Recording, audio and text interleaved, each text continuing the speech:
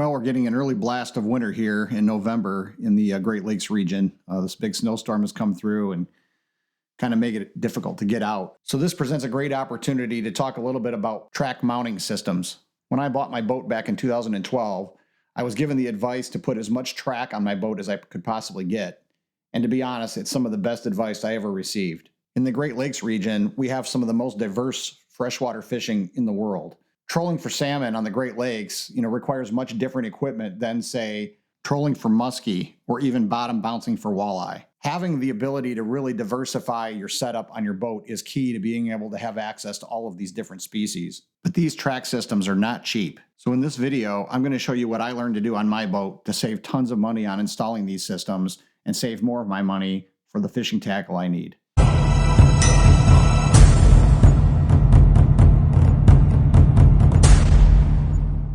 Before we get into this, just a quick note that the method I'm going to show in this video is for a flush mount track system, but the video should still be valuable to you if you're going to mount the track to your boat in some other way.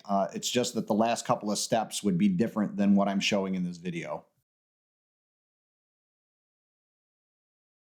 So the first thing you'll need to do is to figure out where you want track on your boat. And you're really going to want to think this through because this stuff is not cheap. And so you want to make sure you're not stalling any more of it than you need to. You don't want to put it in places you'll never use it.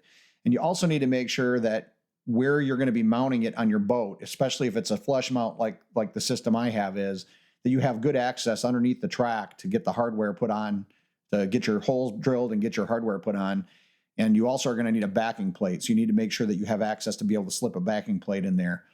And so take your time, make sure that you're checking off those things as you evaluate your boat and make sure you make good measurements. Now let's talk about how you're really going to save money installing this track system. Before we go on, please remember to hit that like button, ring that bell to be notified of our future videos, and consider subscribing to our channel. These three things really help the channel out. Thanks.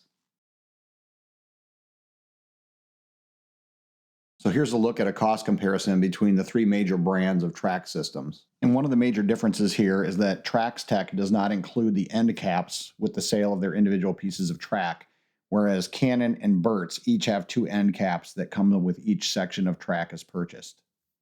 So now let's see what this looks like when we break this down to a cost per foot. From this breakdown, we can see that there is quite a spread in terms of the cost per foot of track that you're purchasing. On the low end, we have the TraxTech 48-inch piece, which breaks down to a cost of only $28 per foot of track. On the high end, we have the Canon 6-inch section, which breaks down to a cost of $100 per foot of track. So the moral of this story is that you're going to save a lot of money on your track system by buying the lengths that make the most sense on a cost per foot basis and then cutting that down to the individual sections you need. Now, as I mentioned, the Burt's track and the Canons come with their own end caps. So for each individual piece of track you purchase, you'll have two end caps already. But you'll need to purchase additional caps for every cut you make. Now, the style of the TraxTech end caps are quite a bit different than the Canons or the Burt's. Instead of being a cap that kind of sits flush over the end of the track, these are more of just an insert that slide into the end of the track. Now remember, these do not come with the purchase of the track itself, so you'll need to procure all of these if you choose to go with this style. So although I purchased my end caps when I outfitted my boat, it might be possible to purchase these step pads that are made to slide into these tracks when you're not using equipment. They're made out of plastic, and it may be possible to use these and cut cross sections of them about an inch wide to serve as end caps. Now, both Burt's and TraxTech make these, but the TraxTech version, it does say in the description that there is a brass insert that's pressed into the plastic to allow for it to hold tighter. And that may be problematic when you go to cut them, so you may want to check into that before you purchase these. And there is no mention of this brass insert in the Burt's version of this. But if you do decide to make your own end caps, I'd be curious to hear how you did it, whether it was trying it this way or using some other method. So the first thing we're going to do is cut the track. Now, this is fairly straightforward. All you really need is a compound miter saw with a blade that will cut aluminum.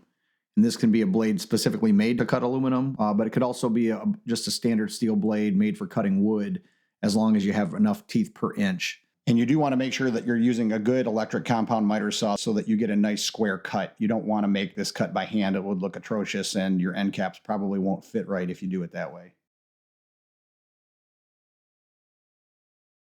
Okay, so now that we have the pieces cut, it's time to drill the holes for the mounting hardware and for the end caps. And to do this, I just made sure that I was locating the holes the same distance from the end as they came from the factory. So on my cuts, I was just mimicking those factory distances. Be sure to use a nail punch when you locate where you want the center of the hole to be.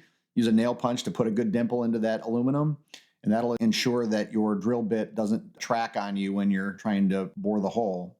And then for the flathead mounting bolts, you'll need to use a countersink drill bit to get the correct angle on the bevel for those. And if you don't have that, you may be able to just use an oversized drill bit as long as the angle of the drill bit head matches the bevel on the bolt. And then you're also going to need to tap the holes that are made to hold the end caps in place. Just get the tap that matches, obviously, the diameter and thread pattern of the bolts that you're using to make that work. And the last step to preparing the track is to just take a file and knock off any burrs that were created from the drilling and cutting process.